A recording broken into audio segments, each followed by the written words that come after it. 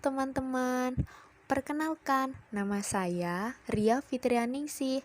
Saya kuliah di Universitas Islam Negeri Surabaya, Prodi Psikologi semester 7.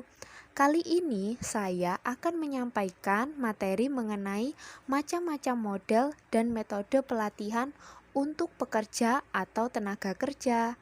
Yuk simak videonya. Sebelum kita membahas mengenai macam-macam model dan metode pelatihan, kita harus tahu dulu nih, apa sih pelatihan itu? Pelatihan merupakan proses belajar yang dilakukan di luar pendidikan formal. Pelatihan akan berfokus meningkatkan keterampilan individu dengan cara mengutamakan praktek daripada teori.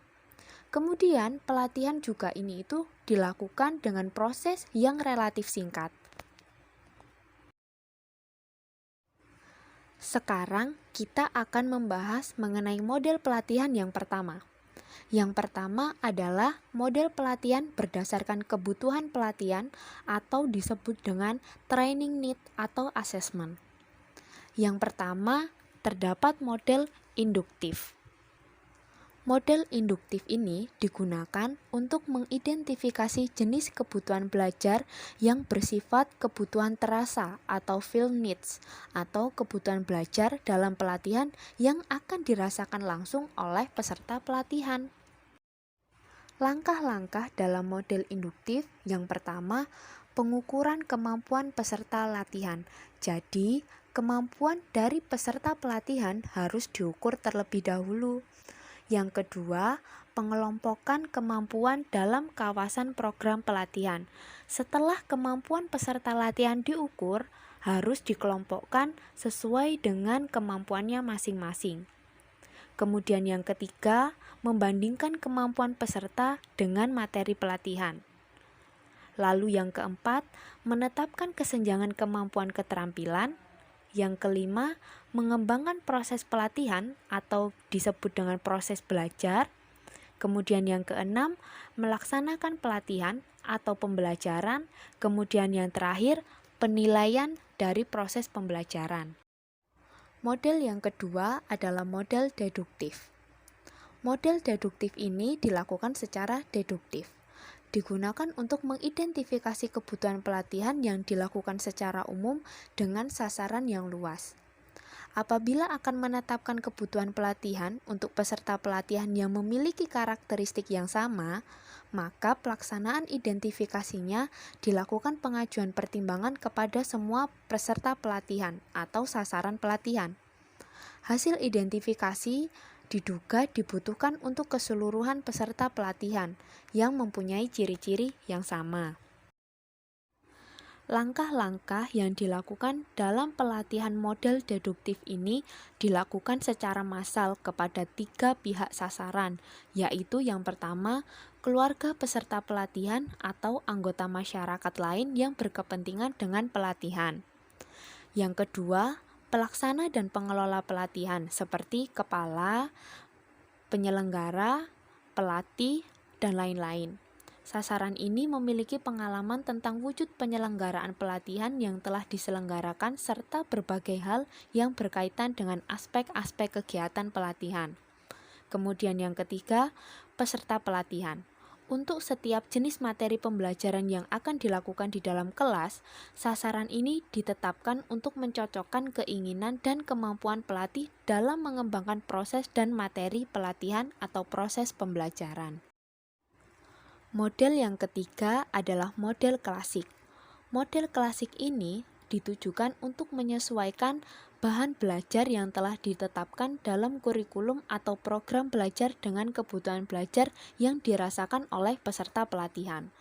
Berbeda dengan model pertama, pada model ini pelatih atau tutor sudah memiliki pedoman yang berupa kurikulum. Langkah-langkah yang harus dilakukan dalam model klasik ini adalah yang pertama, mengidentifikasi kemampuan pada tujuan pelatihan. Jadi, di dalam tujuan pelatihan ini harus diidentifikasi kemampuannya. Kemudian yang kedua, mengidentifikasi kemampuan peserta pelatihan. Yang ketiga, menetapkan kesenjangan kebutuhan pelatihan. Kemudian yang keempat, mengembangkan program pelatihan. Yang kelima, melaksanakan kegiatan pelatihan. Kemudian yang terakhir, melakukan penilaian. Kemudian, jenis model pelatihan yang kedua adalah model-model pelatihan berdasarkan proses dan materi latihan. Model yang pertama adalah model latihan keterampilan kerja atau skill training for the job. Model latihan ini dikembangkan oleh Louis Genji. Model ini mencakup 4 langkah yang harus dilakukan dalam penyelenggaraan pelatihan. Yang pertama, mengkaji alas dan menetapkan program latihan. Yang kedua, merancang tahapan pelaksanaan pelatihan. Yang ketiga, memilih sajian yang efektif. Kemudian yang keempat, melaksanakan dan menilai hasil latihan.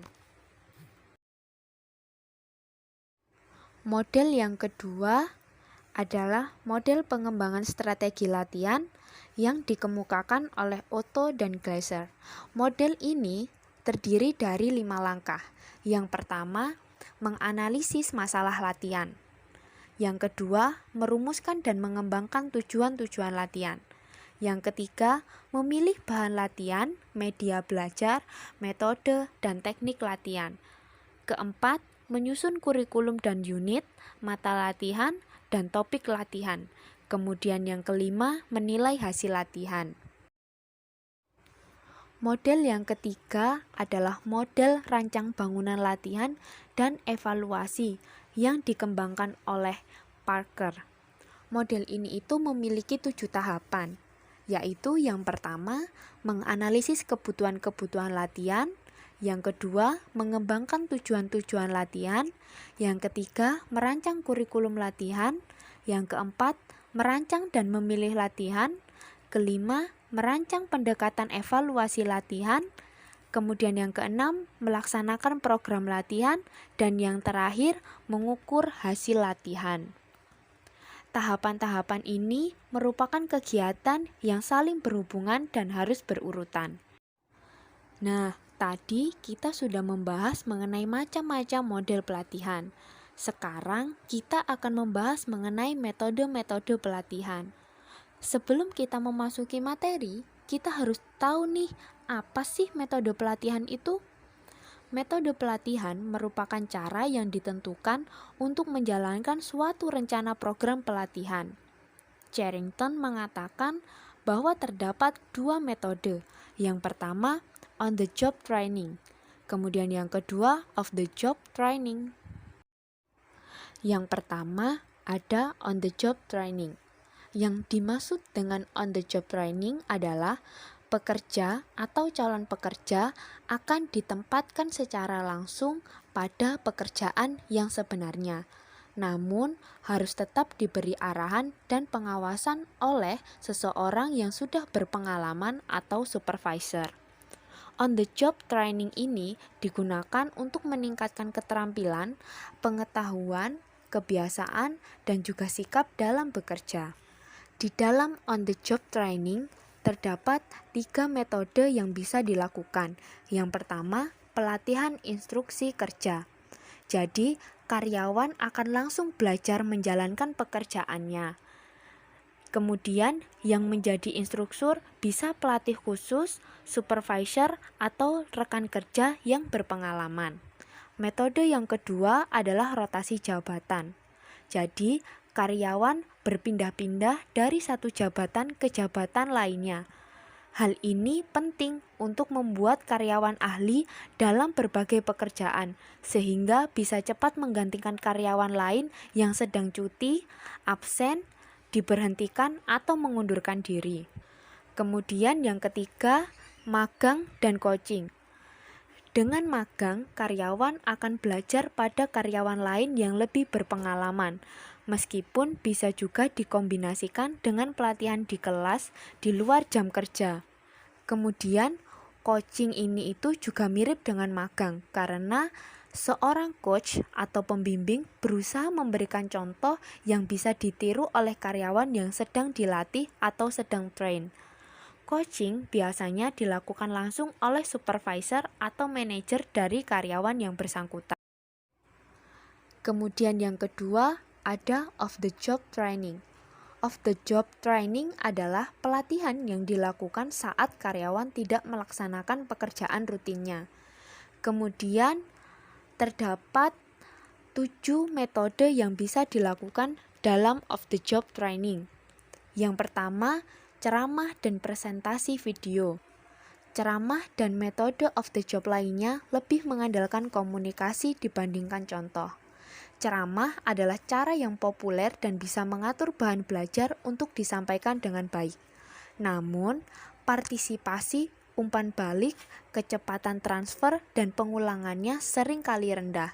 Hal ini bisa diatasi dengan menyisipkan sesi diskusi dalam ceramah. Presentasi melalui televisi, film, dan slide mirip dengan ceramah. Bahkan hal tersebut bisa lebih menarik bagi peserta pelatihan. Kemudian metode yang kedua ada vestibular training. Vestibular training adalah pelatihan yang menggunakan tiruan dari situasi kerja yang sesungguhnya. Misalnya, menggunakan tiruan bank, rumah sakit, hotel, dan sebagainya. Kemudian metode yang ketiga adalah role playing dan behavior modeling. Dalam role playing atau bermain peran, para karyawan akan mencoba memainkan peran tertentu yang ada dalam situasi kerja yang nyata. Misalkan, ada karyawan yang memainkan peran sebagai manajer yang sedang memberi saran kepada bawahannya, dan ada karyawan yang sedang memerankan bawahan tersebut. Dalam behavior modeling, para karyawan berusaha meniru perilaku kerja tertentu sampai mereka benar-benar menguasai pekerjaan tersebut. Rekaman video bisa membantu para karyawan untuk mengamati perilaku mereka sendiri dan memperoleh umpan balik untuk penyempurnaan. Metode yang keempat adalah studi kasus. Dengan studi kasus, para karyawan akan mempelajari situasi nyata atau rekaan yang bisa terjadi dalam pekerjaan mereka. Di sini, para karyawan bisa meningkatkan kemampuan pengambilan keputusan dan pemecahan masalah. Metode yang kelima ada simulasi. Simulasi biasanya menggunakan mesin canggih yang bisa memunculkan situasi kerja yang nyata. Mesin itu disebut simulator. Misalnya saja ada simulator pesawat terbang, kapal laut, kereta api, dan sebagainya. Ada juga simulator yang berupa program komputer yang bisa mensimulasikan strategi-strategi dalam bekerja, misalnya strategi bisnis, olahraga, dan sebagainya. Kemudian metode yang keenam adalah belajar mandiri dan pembelajaran terprogram. Para karyawan bisa mempelajari sendiri pekerjaannya dengan bantuan bahan-bahan instruksional yang dirancang sedemikian rupa. Cara ini sangat berguna jika posisi karyawan tersebar secara geografis sehingga sulit mengumpulkan mereka pada satu lokasi. Dengan perkembangan komputer, cara ini menjadi lebih mudah karena para karyawan bisa lebih cepat memperoleh umpan balik atau feedback dan panduan melalui program komputer yang dirancang sedemikian rupa untuk menyampaikan materi yang bisa dipelajari secara mandiri oleh para karyawan. Kemudian, metode yang terakhir adalah pelatihan laboratorium.